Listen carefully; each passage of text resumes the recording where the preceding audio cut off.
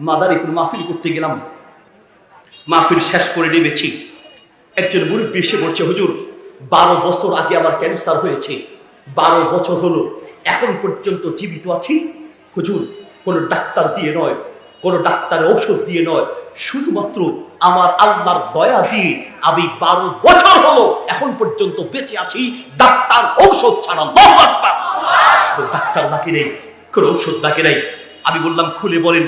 বলছে, হুজুর 12 বছর আগে আমার ক্যান্সার হলো, হসপিটালে গেলাম, ডাক্তার দেখালাম, ডাক্তাররা পরীক্ষা নিরীক্ষা করে বলছে আপনার ক্যান্সার হয়েছে। ক্যান্সারের 4টে stage, first, second, third, fourth, চতুর্থ স্টেজ জীবনের শেষ স্টেজ। আপনি চতুর্থ স্টেজে আছেন, কাজী আপনারও বাঁচার কোনো উপায় নেই, ঔষধ দিয়ে লাভ হবে না, থেরাপি দিয়েও কাজ হবে না, আল্লাহকে ডাকেন। এই রোগে মানুষ 3-4 মাসের বেশি বাঁচে না। আমার ছেলেরা বড় বড় ডাক্তার দেখিয়েছে, সবাই একই কথা। ছেলেদের উপরে রাগ করে পড়লাম, আমাকে আর কোনো ডাক্তারের কথা বললেই খবর আছে, আমি আর কোনো ডাক্তারের কাছে যাব না। হুজুর বাসায় চলে আসলাম, ঘরের দরজা বন্ধ করে তাহাজ্জুদের নামাজে সেজদায় পড়ে আল্লাহকে বলতে লাগলাম, রব দুনিয়ার সব ডাক্তারের দরজা বন্ধ হয়েছে, কিন্তু তুমি তো এমন রব, দুনিয়ার সবার দরজা বন্ধ হলেও তুমি রবের দরজা বান্দার জন্য কখনো বন্ধ হয় না। সবার দরজা বন্ধ হলেও তোমার দরজা তো বন্ধ হয় নাই।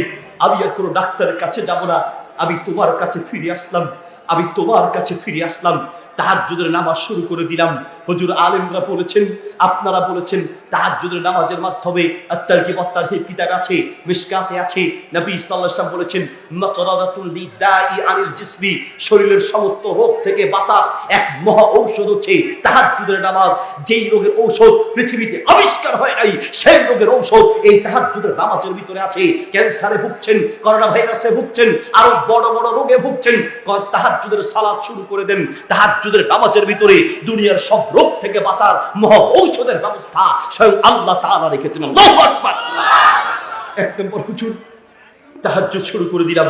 নাম্বার 2 নম্বর, হুজুর ইস্তেগফার শুরু করলাম। ইস্তেগফার, নবী সাল্লাল্লাহু আলাইহি ওয়াসাল্লাম বলেছেন, মান লাজিমাল ইস্তেগফার জাআলাল্লাহু লাহু মিন কুল্লি দিকিন মাখরাজা। হাসান বসরি রাহিমাহুল্লাহ পাশে বসে আছেন, তার সাথে তার এক ছাত্র। হাসান বসরি রাহিমাহুল্লাহর কাছে একজন ব্যক্তি এসে বলছে, হুজুর আমার পেটে সমস্যা, কি আমল করবো?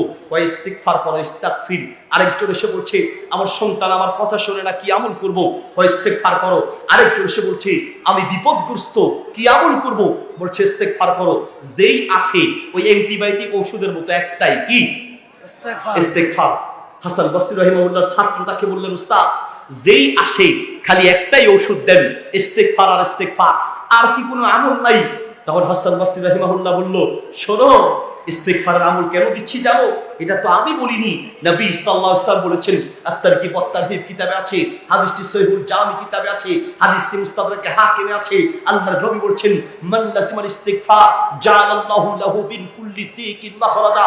দুনিয়ার সব বিপদ থেকে বাঁচার, দুনিয়ার সব রোগ থেকে বাঁচার এক মহা ঔষধ হচ্ছে ইস্তিগফার। ইস্তিগফার করো, দুনিয়ার সব বিপদ থেকে, দুনিয়ার সব রোগ থেকে স্বয়ং আল্লাহ তোমাকে হেফাজত করবে। আল্লাহু আকবার।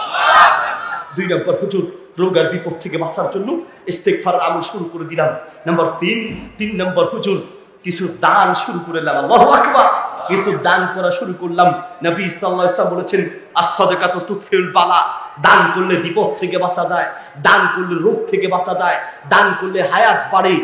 সামনে করোনা ভাইরাস আসতেছে, কোন বিপদ সামনে আছে আপনি জানেন না। এখনই নিয়ত করেন, আল্লাহ সুবহানাহু ওয়া তাআলা, হে রব আমি তোমার জন্য কিচ্ছু করতে পারি নাই, এই টাকাগুলো নিয়ত করলাম তোমার সন্তুষ্টির জন্য, আল্লাহ তোমাকে খুশি করার জন্য দান করলাম।